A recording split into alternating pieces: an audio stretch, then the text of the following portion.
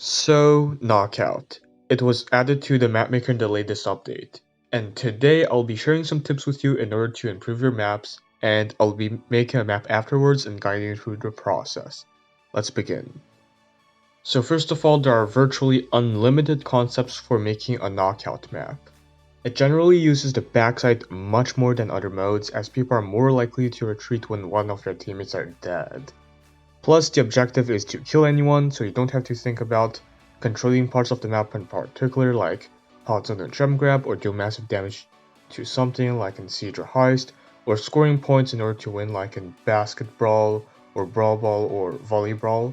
Spawn points can also be repositioned on the map in order to enhance gameplay on certain concepts. And now I have a main few tips. Keep in mind that these are generalized. Make sure that the structures are well spaced, not too tight, but also not too open.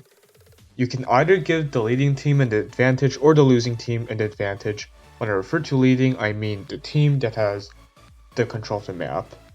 Experiment with different concepts using unique sets of walls, bushes, water, and other objects. With Eve added to the game, well, you could just experiment with water, I guess. Make pathing predictable and free, meaning you have some space to move around and just in case leave a few choke points in between there. Gameplay shouldn't be that stale, at least not at the end of matches when the smoke comes in. Although Brawler Variety Knockout isn't the greatest, you can influence that by characterizing your map in a way that favors certain brawlers more but not entirely. Don't make the middle too crowded or too tight. You want people to fight there when the smoke is closing in, and please don't make certain parts of the map unreachable, it becomes really annoying for standoffs. Now for examples on what to do and what not to do, let's roast and applaud some maps for things they've done right or wrong. So first of all, let's roast Crimewater. The bone on you memories. Well, let's just say that there's one choke point to access the other side, and the map is really bushy in some places, and they might be uncheckable from certain parts. It's not your cup of tea if you don't like still games. Now let's roast Deep End. Again, another map that just doesn't use the middle well. The water and the spikes make the middle of the map restrictive, and the backside is way too open with very few cover, and if you want some cover, you have to fall back a lot, which means that you're gonna lose control. Now let's applaud Goldarm Gulch. This map offers different areas which favor certain brawlers. You got the sides which favor assassins and tanks, and the middle which favors throwers and medium range brawlers. Long range brawlers can be good here, and they're even better once the map gets destroyed. The backside offers good protection for the team that has lost control, but the attacking team can still pressure the campers, and that is why Goldarm Gulch is one of my favorite maps, if not my favorite. Now let's roast Middle Ground. The middle water plus rope fences just make the map very restrictive, and the shooting angles are very awkward as well, as you have to shoot more or less diagonally in order to hit people on top of your screen, or shoot left and right if you're in a side standoff, and I personally dislike that. Now let's applaud Flaring Phoenix. Although this map is really stale, mostly at the beginning, it just has good elements that contribute to making a good map. For example, it has easy to switch lanes near the center. The bushes provide good cover for pushing up the map and retreating. The bushes are also very easy to check, and overall, the map just has a very good, clean aesthetic design. Now let's get into a few maps which I want to applaud and roast at the same time. First on the list is Belle's Rock. On paper, it is a really good map, such as walls to hide behind for cover and walls for retreating purposes, but it has a few flaws, like how you have to pass through one of the narrow choke points to go into the middle of the map, and how the side walls in the middle don't necessarily do anything major compared to the full walls in the middle.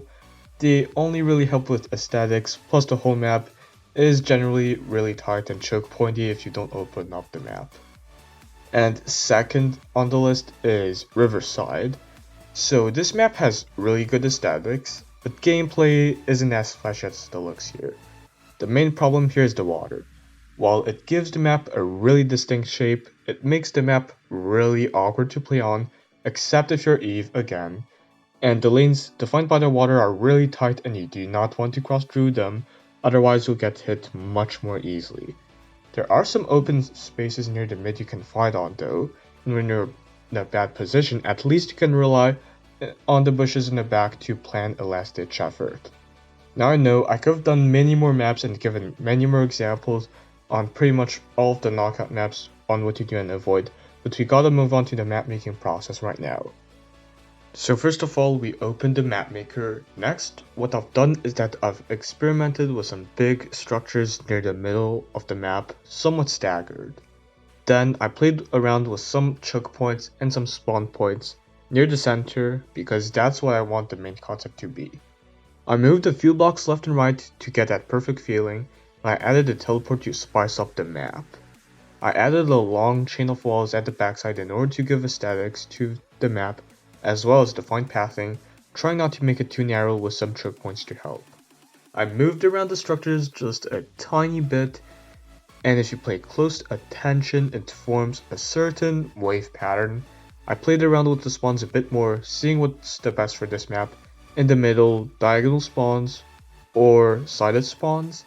Then I added some grass to it, adding some cover but also to complement the aesthetics of the map. I placed tested the map, then went back to edit it and added a few final touches to the spawns, backside and the block variety, and now it is ready to rock. And just a final note, this is just one of many concept examples. You can start off somewhere else if you'd like to. Just make sure to not make the map too chaotic and messy. Plus, all the tips mentioned above can be applied to Bounty, Duels, and Wipeout as well. You just have to adapt the game mode to the map, like there's only 1v1 in Duels, so you don't have to have a 3v3 mindset while designing, and in Bounty and Wipeout, the endgame is drastically different, and there are always 3 people on each side at all times except for the respawning phase, so you can't be as aggressive as you wish. And that's the end of the video. I hope you learned something out of this or just found this entertaining, but for now, have a nice day. This was Captain CTO signing off.